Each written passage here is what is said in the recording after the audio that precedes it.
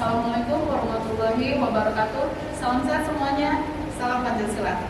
Perkenalkan, nama saya Teresa Syamsul Nadia. Saya adalah mahasiswi dari Magister Ilmu Hukum Fakultas Hukum Universitas Pancasila.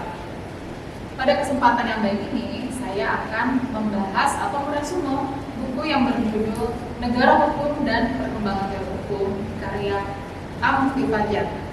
Apa aja sih yang terkandung di dalam buku ini? So, mari kita bahas ya. Pada bab 7 yang berjudul Economic Analysis of Law, kali ini saya akan membahas sedikit tentang apa sih perbedaan Economic of Analysis of Law dengan ekonomi di Indonesia. Oke, mari kita bahas. Richard R. Posner yang dipandang sebagai pencetus Economic Analysis of Law meletakkan dasar-dasar bagi aliran ekonomi dalam ilmu teori hukum. Teori Richard R. Posner tentang ekonomi dan keadilan dikenal dengan teori memaksimalkan kekayaan sesuai dengan sistem welfare state atau negara kesejahteraan. Menurut Posner, kelebihan dari teori memaksimalkan kekayaan ini yaitu menggabungkan antara ekonomi dan hukum. Menurut beliau, sama halnya dengan hakim memutuskan suatu kasus berdasarkan kepentingan rakyat. Tetapi ada juga kelemahan dari teori memaksimalkan kekayaan, yaitu sistem reduksi dengan penegakan hukum dan ekonomi menganalisa segala sesuatu berdasarkan parameter seperti uang, kekayaan, dan kemampuan membayar. Jadi segala sesuatu itu diukur dengan suatu skala.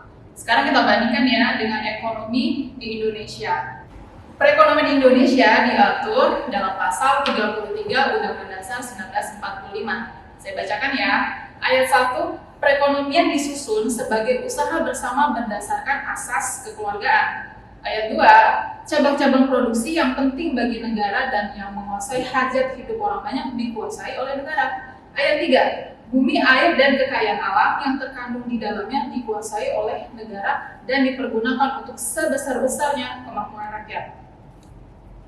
Ayat keempat, perekonomian nasional diselenggarakan berdasar atas demokrasi ekonomi dan prinsip kebersamaan, efisiensi berkeadilan, berkelanjutan, berwawasan lingkungan, kemandirian, serta dengan menjaga keseimbangan, kemajuan, dan kesatuan ekonomi nasional.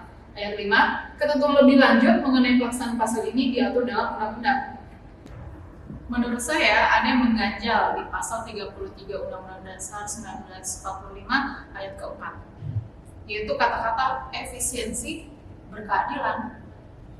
Kata-kata efisiensi ini menurut saya adalah menggunakan sumber daya alam sebesar-besarnya untuk keuntungan yang juga besar. Nah, tetapi kita diselamatkan dengan kata berkeadilan. Itulah salah satu ciri keindonesiaan kita. Sesuai dengan Pancasila kelima, yaitu keadilan sosial bagi seluruh rakyat Indonesia, inilah yang menjadi dasar bahwa efisiensi dalam ayat keempat ini adalah efisiensi berkeadilan. Untuk saja dengan kata-kata berkeadilan. Ekonomi dan negara hukum Pancasila yang lebih mengutamakan asas kekeluargaan, ini lebih mencirikan bahwa Indonesia harusnya berkeadilan dengan mensejahterakan semua masyarakat Indonesia atau semua warga negara Indonesia.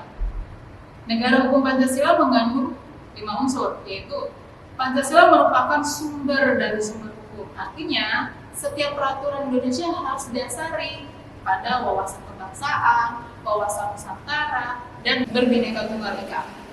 Yang kedua, MPR merupakan lembaga tinggi negara yang berwenang mengubah dan menetapkan Undang-Undang 1945 yang menjadi dasar segala peraturan perundang-undangan, dan di mana undang-undang itu dibentuk oleh DPR, DPD bersama-sama dengan Presiden. Hal ini menunjukkan prinsip legislatif khas Indonesia dengan kekeluargaan dan kebersamaan. Yang ketiga, pemerintah berdasarkan sistem konstitusi, yaitu berarti konstitusi merupakan suatu hukum dasar dalam bernegara di mana semua peraturan hukum baik yang tertulis maupun tidak tertulis dapat dikembalikan. Keempat, setiap warga negara mempunyai hak yang sama di mata hukum dan pemerintahan, atau bisa kita kenal dengan prinsip equality before the law yang tercantum pada pasal 27 ayat 1 Undang-Undang Dasar 1945. Yang kelima, kekuasaan kehakiman adalah kekuasaan yang merdeka, tidak dapat dipengaruhi oleh pemerintah. Prinsip ini menjamin keadilan yang adil dan tidak berpihak. Berawal dari saya membaca buku ini, saya membaca yang paling saya membaca itu ada di bab ke-7 dan juga bab ke-11. Bab ke-7 kita membahas tentang Economic Analysis of Law, yaitu analisis ekonomi terhadap hukum. Nah, kalau kita bandingkan dengan ekonomi di Indonesia ini, sebenarnya ya, kalau kita mau menerapkan sistem ekonomi yang sudah diatur di Undang-Undang Dasar 1945, warga negara Indonesia bisa mendapatkan keadilan ekonomi yang diperkuat pada Pancasila sila ke-5, yaitu keadilan sosial bagi seluruh rakyat Indonesia. Tapi pada kenyataannya, pelaku bisnis di Indonesia sepertinya lebih mengutamakan keuntungan yang sebesar-besarnya. Nah, kalau memang kita mau menggunakan sistem yang seperti sudah dicanangkan di Undang-Undang Dasar 1945 pasal 33 dan diperkuat pada sila ke-5 Pancasila, pasti warga negara Indonesia mendapatkan kesejahteraan yang seadil-adilnya. Peraturannya sudah bagus, tetapi implementasinya memang tidak ada. Terus apa dong yang harus dibutuhkan? Adalah contoh. Apa yang harus memberikan contoh? Menurut saya pertama adalah pemerintah. Pemerintah harus memberikan contoh pada perusahaan BUMN yang dikelola langsung oleh negara. Dengan seperti itu, dari atasnya sudah mencontoh yang baik, yang sesuai dengan undang-undang, nah di bawahnya pun akan mengikuti.